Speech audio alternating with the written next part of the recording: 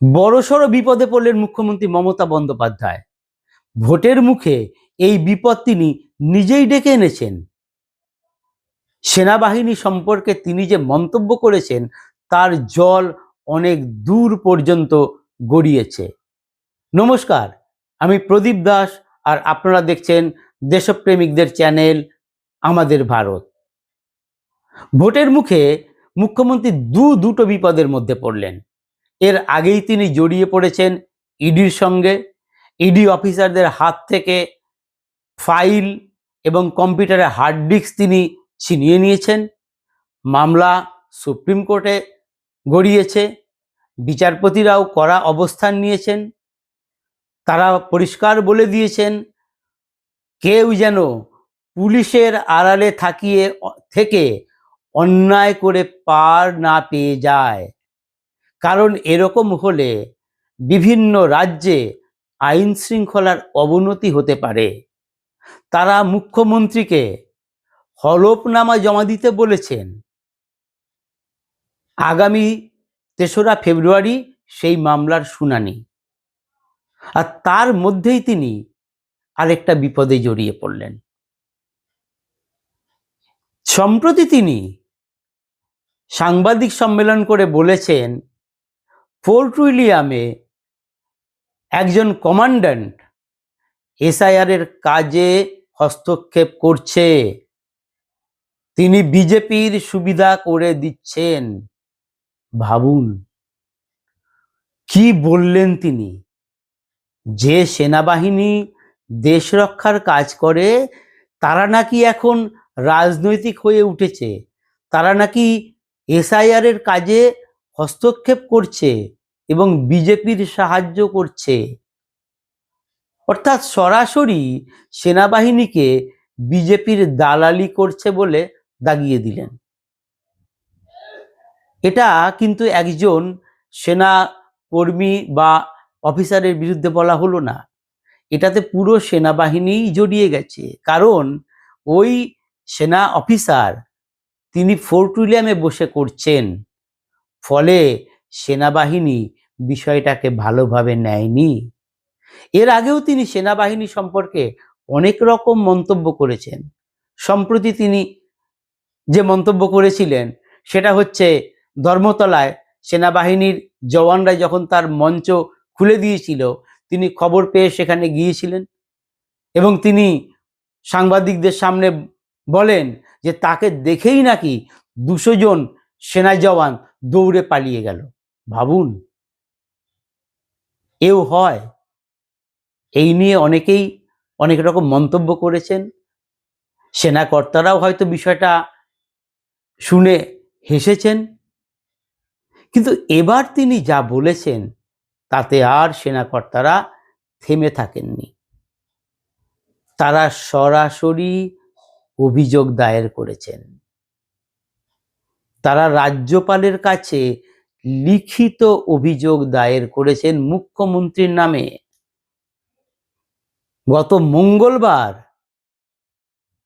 তিনি দুই সেনা অফিসার রাজভবনে গিয়ে এই লিখিত অভিযোগ জানিয়েছেন এবং তারা রাজ্যপালকে বলেছেন আপনি সংবিধানের রক্ষাকর্তা, আপনি দেখুন, আপনি বিচার করুন মুখ্যমন্ত্রীর বিরুদ্ধে, মুখ্যমন্ত্রীর এই মন্তব্য সম্পর্কে যা করণীয় তাই আপনি করুন।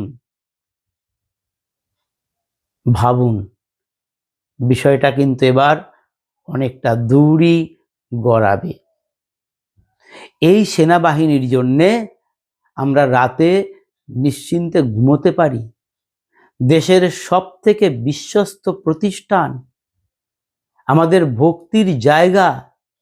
আর এই ইস্টার্ন কমান্ড তারা বাংলাদেশ, মায়ানমার, চীন, ভুটান এই সমস্ত দেশের উপরে কড়া নজর রাখে, যার ফলে আমরা সুরক্ষিত।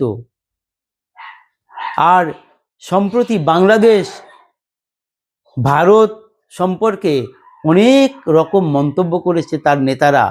তারা 7 সিস্টার্স দখল করার হুমকি দিয়েছে, চিকেন নেক দখল করার হুমকি দিয়েছে, কিন্তু আমরা শুনে হেসেছি। ফেসবুকে হাস্যকর মিম ছড়ানো হয়েছে, দেখানো হয়েছে যে রিকশাতেই মিসাইল লাগিয়ে দেওয়া হয়েছে, কলা গাছ দিয়ে ক্ষেপণাস্ত্র তৈরি হচ্ছে। কেন আমরা এসব করতে পারি? কারণ আমরা জানি আমাদের জোর কতটা, আমাদের সেনাবাহিনীর বীরত্ব আমরা জেনেছি, অপারেশন সিঁদুরে আমরা জেনেছি পাকিস্তানকে দুর্মুষ করে দিয়েছে। সেই সেনাবাহিনী সম্পর্কে মুখ্যমন্ত্রী এইরকম মন্তব্য করতে পারেন? আসলে তিনি পারেন, তিনি অনেকবারই অনেক রকম মন্তব্য করেছেন। কিন্তু এবার সেনাকর্তারা বিষয়টা হালকাভাবে নেননি, তারা ছুটে গেছেন রাজ্যপালের কাছে। আর এ ব্যাপারে নিশ্চিত রাজ্যপাল বিষয়টা ইতিমধ্যেই কেন্দ্রীয় প্রতিরক্ষা মন্ত্রী রাজনাথ সিংয়ের কাছে ওই চিঠির প্রতিলিপি পাঠিয়ে দিয়েছেন। রাষ্ট্রপতি দ্রৌপদী মুর্মুর কাছেও ওই প্রতিলিপি পাঠিয়ে দিয়েছেন। কারণ রাষ্ট্রপতি দ্রৌপদী মুর্মু হচ্ছে সেনাবাহিনীর সুপ্রিম কমান্ডার। তো ফলে জল কিন্তু অনেক দূর গড়িয়েছে, পরিস্থিতি এমন জায়গায় গিয়েছে যে এর বিরুদ্ধে ব্যবস্থা নিতে হবেই। কারণ যদি কোনো ব্যবস্থা না নেওয়া হয় তাহলে সেনাবাহিনীর মনোবলে চির ধরতে পারে। কারণ এর আগে কোনো রাজ্যে কোনো মুখ্যমন্ত্রী এরকম বক্তব্য রাখেননি। ফলে এই বক্তব্য রেখে সেনাবাহিনীর বিরুদ্ধে এইরকম অভিযোগ করে আমাদের রাজ্যের মুখ্যমন্ত্রী নজির সৃষ্টি করেছেন। ফলে রাষ্ট্রপতিকে কিছু না কিছু ব্যবস্থা নিতেই হবে। কেন্দ্রীয় মন্ত্রী, প্রতিরক্ষা মন্ত্রী নিশ্চয়ই কিছু করবেন। রাজ্যপাল নিশ্চয়ই আরও অনেক জায়গায় জানিয়েছেন। তিনি তো নিয়মিত স্বরাষ্ট্রমন্ত্রকে রিপোর্ট পাঠান, অমিত শাহর কাছেও রিপোর্ট পাঠান। কিন্তু রাষ্ট্রপতিকে সেনাবাহিনীর মনোবল অটুট রাখতে কিছু করতেই হবে। এখন রাষ্ট্রপতি যদি সেনাবাহিনীকে বলেন যে আপনারা মুখ্যমন্ত্রীর বিরুদ্ধে দেশদ্রোহিতার মামলা করুন, তাহলে কি হবে? ভোটের মুখে যদি মুখ্যমন্ত্রীর বিরুদ্ধে সেনাবাহিনী দেশদ্রোহিতার মামলা করে তাহলে মুখ্যমন্ত্রী পালাবেন কোথায়? ভোটের মুখে এটা তো বিশাল নির্বাচনী ইস্যু হয়ে দাঁড়াবে, বিরোধীদের হাতে অস্ত্র উঠে আসবে। বিরোধীরা এখনো মুখ্যমন্ত্রীর এই বক্তব্য নিয়ে তেমন কিছু বলেনি, কিন্তু বিষয়টা যখন অনেক দূর গড়িয়েছে এবার নিশ্চয়ই রাজনৈতিক নেতারা, বিভিন্ন দল এই নিয়ে প্রতিবাদ, তাদের সমালোচনা শুরু করে দেবেন। আর ইডির মামলার পর এবার যদি সেনাবাহিনীর এই মামলা হয় তাহলে তো মুখ্যমন্ত্রীর বিপদ অনেক বাড়বে। তাই বলছিলাম ভোটের মুখে মুখ্যমন্ত্রী আরও একটা বড় বিপদে পড়লেন। আর বিপদটা কেউ তাকে সেই বিপদে ফেলেনি, তিনি নিজেই সেই বিপদ ডেকে এনেছেন। তিনি খোঁজ খবর না নিয়ে নিজেই জানিয়ে দিলেন যে তার কাছে নির্দিষ্ট খবর আছে যে সে এক সেনা কমান্ডার, তিনি এসআইআর এর হস্তক্ষেপ করেছেন এবং বিজেপির হয়ে কাজ করছেন। আর এর ফলে তার বিপদ অবশ্যই বাড়ল।